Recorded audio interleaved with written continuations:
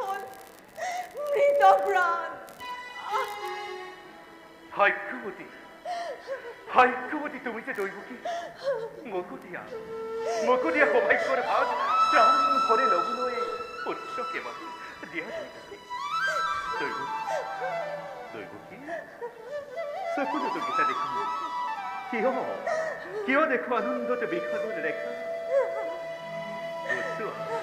গোচোৱা মুখৰ পৰা ৰিহা ৰাছ কান্দা কান্দা নন, তুমিও কান্দা। দৈবকী কান্দি কান্দি সকলোৰে মজিয়া ভৰোৱা।